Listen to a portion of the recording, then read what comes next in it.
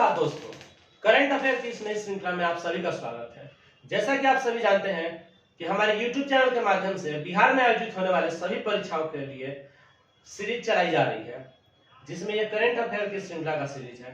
68वीं BPSC को देखते हुए हम लोगों ने ये श्रृंखला शुरू की है और 68वीं बीपीएससी के लिए हमारे चैनल के माध्यम से आप सभी को सहयोग किया जाएगा। आते हैं हम अपने इस श्रृंखला के पहले क्वेश्चन की तरफ। हमारे इस श्रृंखला का पहला क्वेश्चन है, जस्टिस धनंजय भाई चंद्रचूड़ कितने क्रम के मुख्य न्यायाधीश बने? तो बात हो रही है जस्टिस धनंजय भाई चंद्रचूड़ की, तो ये हमारे देश के 50वें क्रम के न्यायाधीश बने हैं। आपको बता दें ये 50वें क्रम के मुख्य न्यायाधीश हैं और हाल ही में 49वें क्रम के मुख्य न्यायाधीश जिनका नाम है यूयू ललित, उनकी जगह पे ये धनंजय भाई चंद्रचूड़ आए हैं।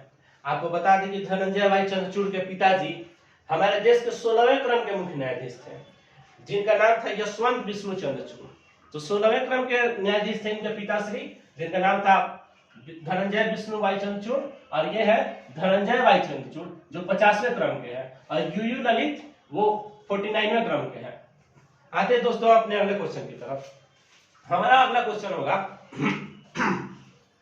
फोर्ब्स की महिला उद्यमियों की सूची में भारत की कितनी महिलाएं शामिल है? बात हो रही है फोर्ब्स की और महिला उद्यमियों की, तो यहाँ भारत की महिलाओं की बात हो रही है, तो भारत की कुल 3 महिलाएं इसमें शामिल है।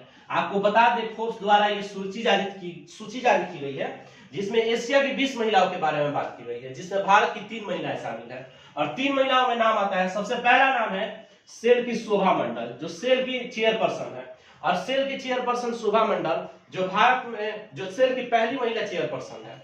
और आते हैं हम दूसरे पे, तो दूसरी है एमक्योर फार्मा। एमक्योर फार्मा जिनकी निर्देशक है नमिता थापर। एमक्योर फार्मा नमिता थापर, सेल शोभा मंडल।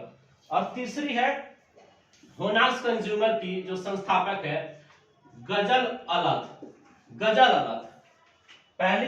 पहला सेल की शोभा मंडल, दूसरा एमक्योर फार्मा की नमिता थापर, तीसरा होनास कंज्यूमर की गजल अलत। आपको बता दें होनास कंज्यूमर ममाअर्थ का प्रोडक्ट आप लोग यूज करते होंगे, तो होनास कंज्यूमर ममाअर्थ प्रोडक्ट का वो प्रोडक्शन करता है। आते हैं दोस्तों अपने अगले क्वेश्चन की तरफ। हमारा अगला क्वेश्चन है T20 विश्व कप, जिसका आयोजन आप सभी जानते हैं कि ऑस्ट्रेलिया में हो रहा है। ऑस्ट्रेलिया में T20 विश्व कप 2022 हो रहा है। उसका पहला सेमीफाइनल किन 2 देशों के मध्य खेला जाएगा?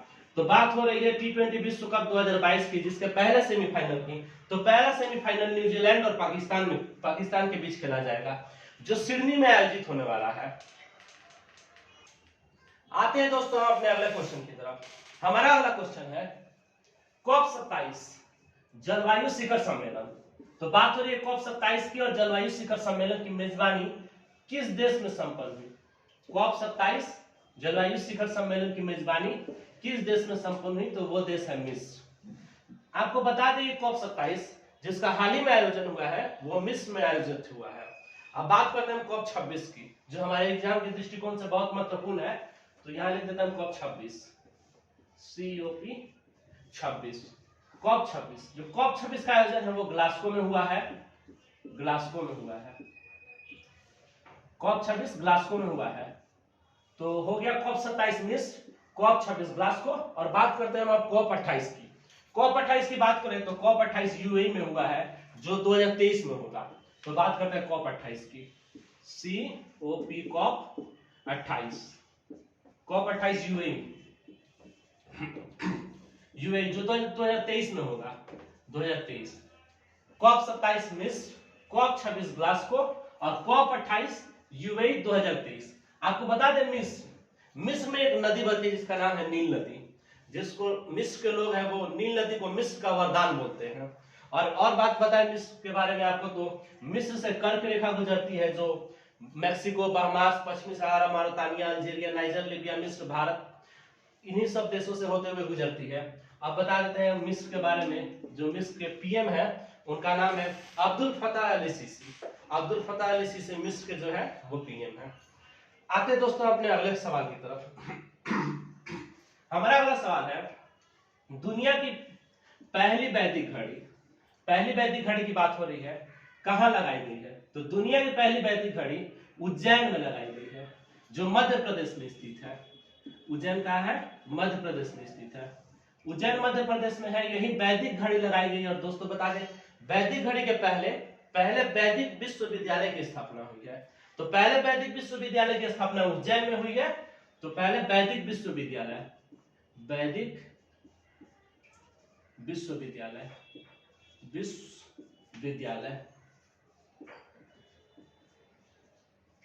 वैदिक विश्वविद्यालय उज्जैन मध्य प्रदेश।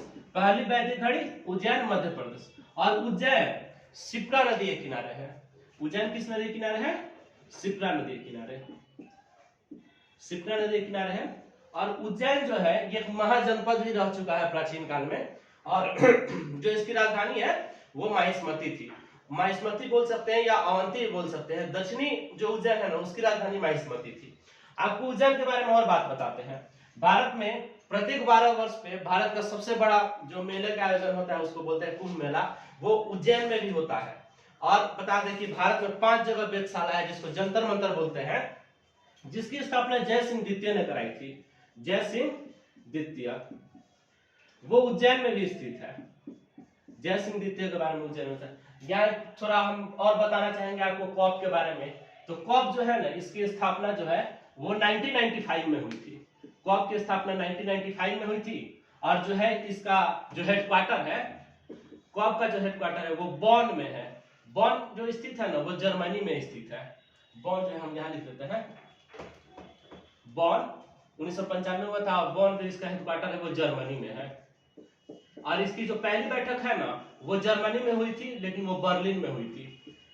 बर्लिन में हुई, जर्मनी बर्लिन में। और हेडक्वार्टर बॉन हो गया। और यहाँ पे हम लोग देख लीजिए पहली वैदिक घड़ी उज्जैन मध्य प्रदेश, वैदिक विश्वविद्यालय उज्जैन मध्य प्रदेश। और उज्जैन जो है ये शिप्रा नदी के किनारे है। और जय सिंह द्वितीय के द्वारा यहाँ पे वेधशाला का निर्माण हुआ था। आते हैं दोस्तों अपने अगले सवाल की तरफ। हमारा अगला सवाल है, किस राज्य सरकार ने हाल ही में स्कूली छात्रों के लिए 10 मिनट का योग अनिवार्य किया है? बात हो रही है योग की, जिसकी उत्पत्ति बोलते हैं कि हमारे भारतवर्ष से ही हुई है। तो उसमें स्कूली छात्रों के लिए ये अनिवार्य किया गया है। और जो अनिवार्य किया गया है ये 10 मिनट के लिए अनिवार्य किया गया है, जो डेली करना होगा योग, वो कर्नाटक सरकार ने किया है।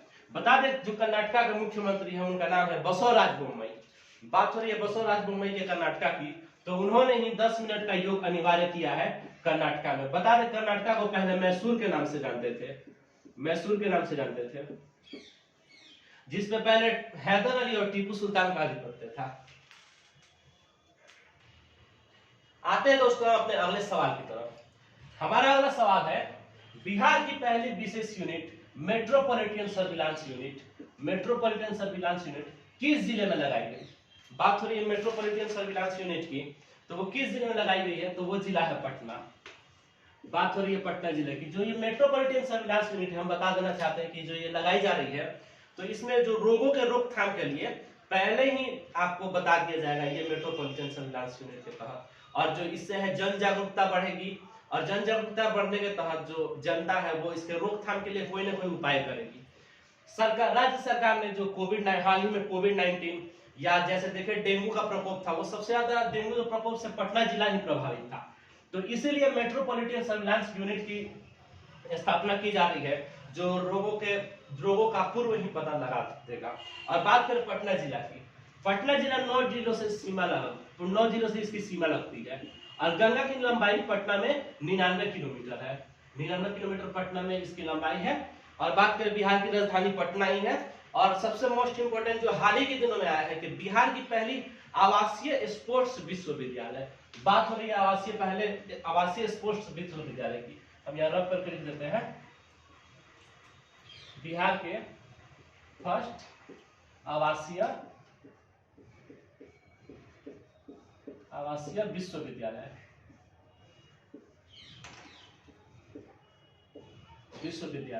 तो बिहार का जो पहला आवासीय स्पोर्ट्स विश्वविद्यालय है वो पटना में स्थापित किया जा रहा है।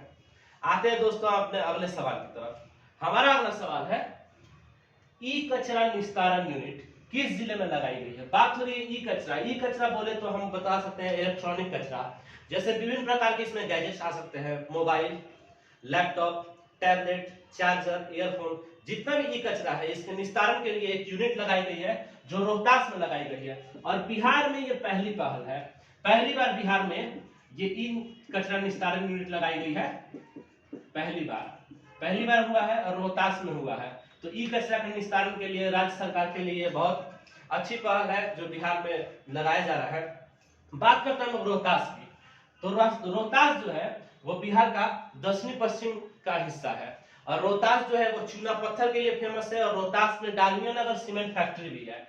और रोहतास में फेमस मकबरा है जो मकबरा है शेरशाह सूरी का, शेरशाह सूरी का मकबरा है, शेरशाह सूरी का मकबरा है। और हाल ही के दिनों में रोहतास के बारे में बता दें कि रोहतास जो है वहां पे बिहार का पहला पेपरलेस कलेक्ट्रेट, बात हो रही है रोहतास में, तो पेपरलेस कलेक्ट्रेट यहां हम रख करके लिख देते हैं, रोहतास में पहले पेपरलेस कलेक्ट्रेट, पेपरलेस कलेक्ट्रेट की बात हो रही है रोहतास में। तो ई कचरा निस्तारण यूनिट रोहतास, वो जो पहली बार ई कचरा निस्तारण यूनिट के लिए बिहार में कोई पहल चलाई गई है। और बात करते हैं रोहतास की, तो शेरशाह सूरी का मकबरा सासाराम में स्थित है जो रोहतास में ही है।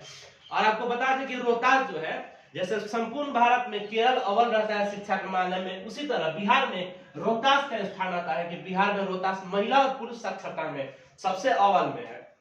और बात करते हैं सबसे कम में, तो सबसे कम है पूर्णिया, और ये चूना पत्थर के लिए बहुत फेमस है रोहतास। और पूर्णिया जो है वो साक्षरता दर में सबसे कम है। सबसे मिनिमम लिंग अनुपात की बात करें तो उसमें मुंगेर का नाम आता है। आते दोस्तों अपने अगले सवाल की तरफ।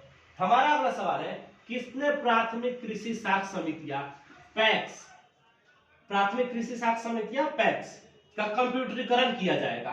तो ये इसकी संख्या है 8463। 8463 पैक्स में कंप्यूटरीकरण करने की बात हो रही है। तो ये जो कंप्यूटरीकरण है ये कृषि को आधुनिक बनाने के लिए किया जा रहा है। जैसे आपको ऑनलाइन डिजिटल माध्यम से डाटा निकलवाना होगा, इसी सब को ध्यान में रखते हुए ये जो पैक्स है इसमें कंप्यूटरीकरण करने की बात की गई है। और प्रति पैक्स पे 25,000 रुपए का खर्च है, 25,000 रुपए का खर्च है। तो दोस्तों आते हैं अपने अगले सवाल की तरफ। हमारा अगला सवाल है, बिहार के किस सांसद ने, बात हो रही है सांसद की, किस सांसद ने मिस्र में आयोजित सम्मेलन में हिस्सा लिया है? तो मिस्र में जो सांसदों का सम्मेलन हुआ है उसमें किसने हिस्सा लिया है? तो वो पर्सन है, उनका नाम है संजय जायसवाल। आपको बता दें मिस्र की राजधानी काहिरा है और काहिरा में ही इस सम्मेलन का आयोजन हुआ है। तो इस सम्मेलन का आयोजन काहिरा में आयोजन हुआ है और सांसदों के सम्मेलन का आयोजन हुआ है जिसमें संजय जायसवाल बिहार की तरफ से गए थे और इन्होंने प्रतिनिधित्व किया है इसका। आपको पता है संजय जायसवाल के बारे में, संजय जायसवाल जो है वो हमारे पश्चिमी चंपारण के सांसद है, बिहार के पश्चिमी चंपारण के ये सांसद है। पश्चिमी चंपारण, वेस्ट चंपारण, पश्चिमी चंपारण लिख देता है, पश्चिमी चंपारण, ये पश्चिमी चंपारण के हमारे सांसद है संजय जायसवाल। अब आपको बता दें मिस्र की राजधानी काहिरा, उसी में जो ये सांसदों का सम्मेलन हुआ है उसी में इन्होंने हिस्सा लिया है। और आपको बता दें कि पश्चिमी चंपारण के बारे में, तो क्षेत्रफल की दृष्टि से बिहार का जो सबसे बड़ा जिला है वो ये पश्चिमी चंपारण ही है। और बता दें सोमेश्वर की पहाड़ियां जो पश्चिमी चंपारण में है वो शिवालिक का हिस्सा है, वो भी पश्चिमी चंपारण में है। और बिहार का एकमात्र टाइगर रिजर्व जिसका नाम है वाल्मीकि टाइगर रिजर्व,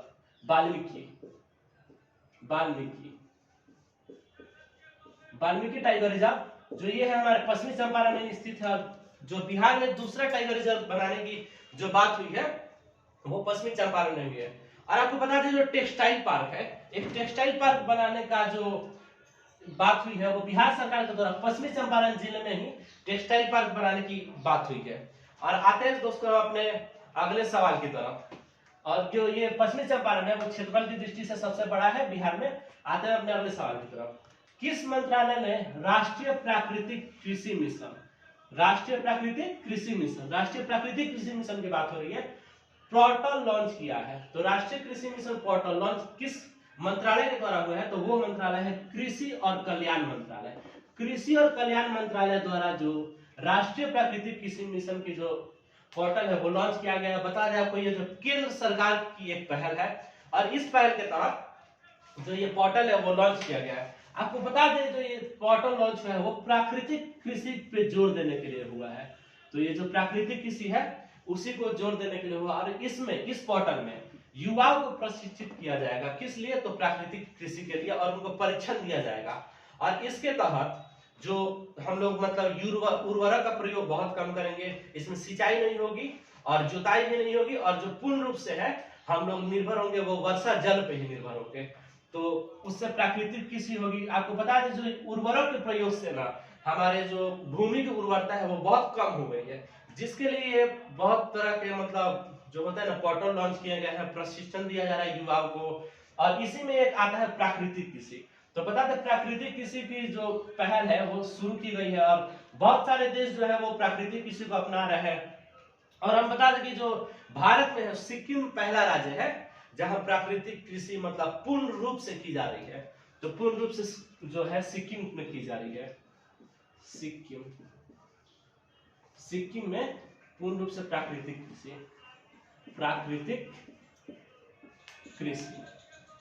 और जो ये प्राकृतिक कृषि जो है इसकी अवधारणा जो है ना वो जापान में ही चालू की गई है। सॉरी, ये प्राकृतिक कृषि नहीं होगा, ये जैविक कृषि होगा। एक सेकंड, जैविक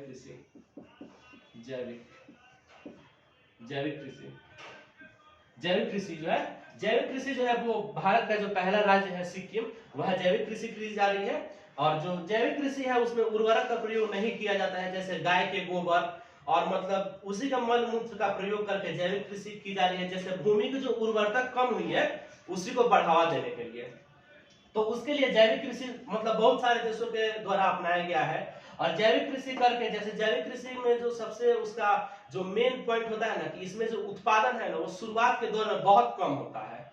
इसीलिए जैसे श्रीलंका में जो आपातकाल आया था उसका एक कारण ये जैविक कृषि भी था। जैसे कोविड-19 के पहले जस्ट इन्होंने पूर्ण रूप से जैविक कृषि अपना ली थी, और जब इन्होंने जैविक कृषि अपनाई तो उसके बाद कोविड-19 आ गया, और कोविड-19 आने के बाद जो इनका प्रोडक्शन है ना वो बहुत कम हो गया था। इसीलिए मतलब वहां आपातकाल मतलब खाद्यान्न का आपातकाल आ गया था। तो जैविक कृषि की बात हो रही है तो भारत का एकमात्र राज्य है सिक्किम जहां पूर्ण रूप से जैविक कृषि की जा रही है। और जैविक कृषि की बात करें तो जैविक कृषि की जो अवधारणा है वो जापान से आई है। जापान देश से ये जैविक कृषि की अवधारणा आई है, और भारत में इसको इंट्रोड्यूस करने का और भारत में इसको लाने का जो श्रेय है वो सुभाष पालेकर को जाता है। तो सुभाष पालेकर एग्जाम के दृष्टिकोण से यह महत्वपूर्ण है। Subhash Palekar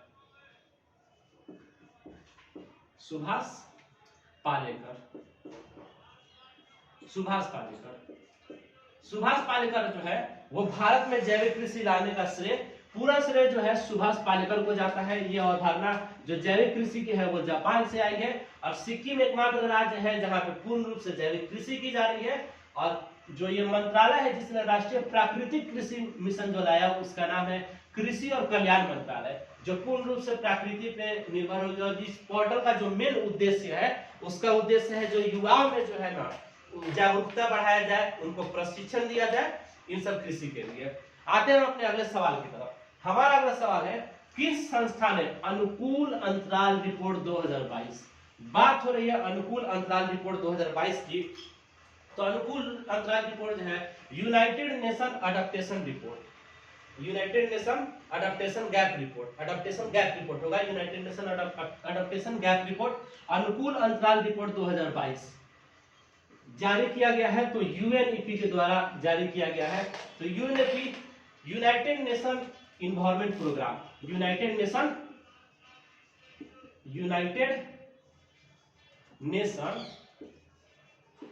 environment programme,